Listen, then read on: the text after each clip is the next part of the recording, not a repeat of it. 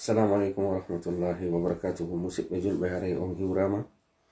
Eɗen tori Allah subhanahu wa ta'ala yo Allah taala jam menen meɗen e jam. Eɗen tori ka weytiri toon yo Allah subhanahu wa ta'ala dumin jam o. Ka weytirali toon kadi yo Allah subhanahu wa ta'ala weytinde hore jam. Hara ko min Muhammad Alpha hewtuno ka darsu men ɗo fi en wawu sendudude e ɗi wagutuji ɗo hadisa e nder hadisaji nuraɗo ɗin sallallahu alayhi wa sallam. Ara mi janga hadith on kangal tongidirgol. Bismillahir Rahmanir Rahim. An Abi Hurairata radiyallahu anhu anna Rasulullah sallallahu alayhi wa sallam qala inna Allah yaqulu yawm al-qiyamah ayna al-mutahabbuna bi jalali al-yawma uzilluhum fi zilli yawma la zilla illa zilli. Rawahu Muslim.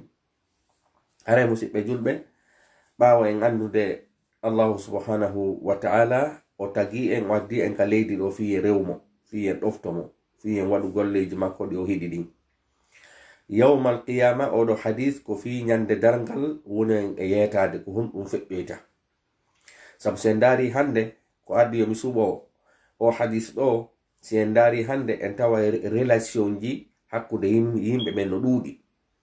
No wodi weldirɓe sabu siɗɗankaku, no wodi weldirɓe sabu jawdi, no wodi weldirɓe sabu huwodiral, kono ene ko weldigal hongal hewtoyta yawmal qiyamati. O weldigal hongal nafoyta goɗɗo ñande dargal. Kala weldigal ko wowla e fi muɗum ka hoore leydi ɗo, kaka aduna ga hattata si wona weldigal gotal.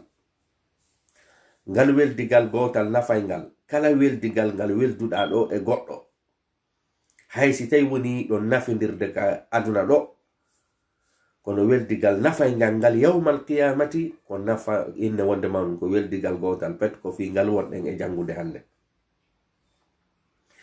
Seydina Abi Hurairata filli wondema nunaɗo sallallahu alayhi wa sallam maki e hadithul qudusi. Allah daali inna allaha tabitino Allah yaqulu yawmal qiyamati, Allah wi'oye ñande dargal. Ñande dargal, iɗen andi ñande dargal ko dargal innira dargal sabu jama on daroyto.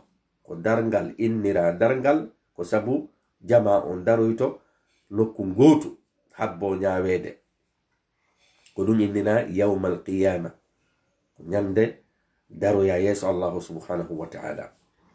Nden ñande non hadisaji ɗin fillani en nange ngen jippinta ha hewta ka ɗuure himɓe ɓen heddo hakkunde maɓɓe e nange ngen shibr, yeru sogonal gotal, ma yeru a tapande ni hakkunde nange ngen e ɗuure maɓɓe nden. Woɓɓe lakke ha muta ka lakkere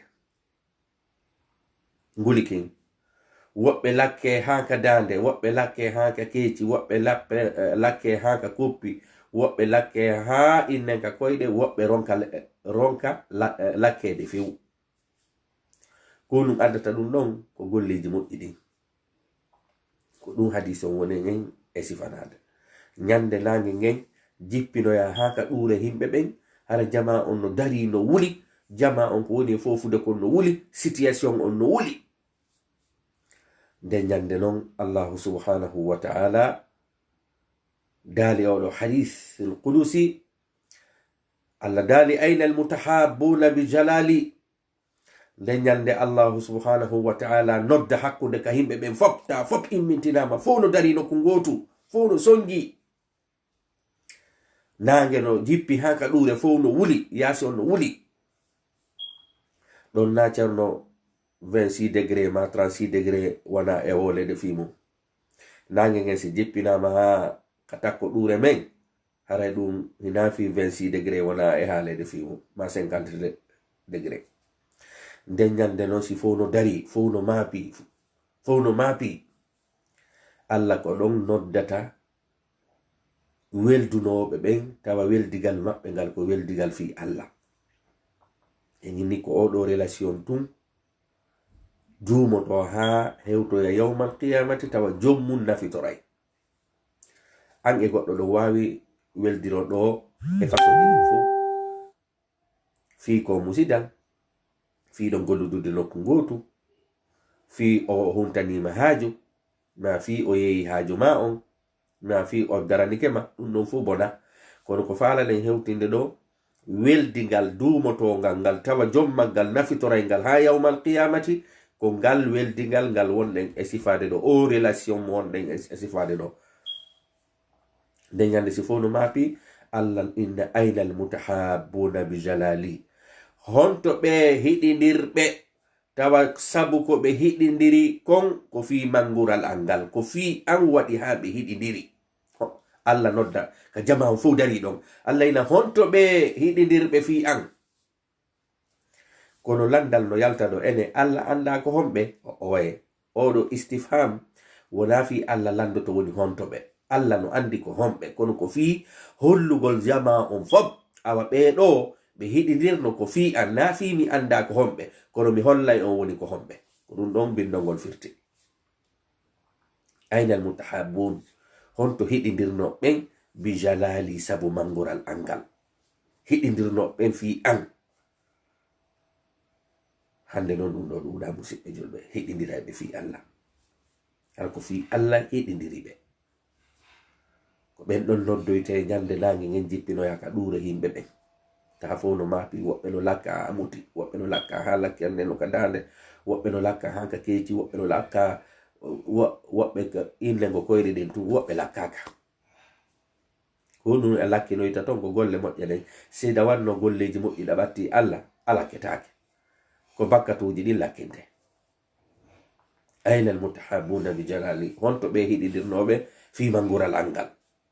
allah non inna o yiɗo allah noddiɓe hakkude batu ngun fop, gila allah fuɗɗi tagude bani adama e jinna fop no dari, fop no maapi. allah ina ko honto kaari hiɗidirnoɓen fi an. calculeɗo hay sa yehi ɗo hara ko e bureau ma ko nande muɗum, directeur on yalti ɗon inni honto kaari woni ko weltotoɗa ɗo kon, ma a yehi innen wondema innen e nokkure a jippike kayre port ɗo tawa honnum hay goto ala e natude, roi on ara ɗon lando ko honto kaari woni. ɗum na teddungal noon, teddungal ɓeɗo kadi heɓoye ngal ɗo teddungal. ñande fof tawata no maapi no miiji ko honno sakkitoroyta. allah nodda ɓe ayna al mutahabbuna bi jalali, honto hiɗidirnoɓɓen fi an. allah non inna ɓe al yawma hande uzilluhum, mi ɗowdinayɓe fi zilli ka ɗowdi an. hila mari ɗowdi nange ngen tappata ɓeɗo, mi ɗowdinayɓe ka ɗowdi an. yawma la zilla, tawata nden ñande ɗowdi ala illa zilli, si wona ɗowdi ande. yo allah waɗu en e hiɗidirayɓe fi allah, yo allah okku en ngal teddungal jantangal ka hadis ɗo. yo allahu subhanahu wa ta'ala waɗu en hiɗidirayɓe fi allah, gollidayɓe fi allah, laaɓodirayɓe fi allah.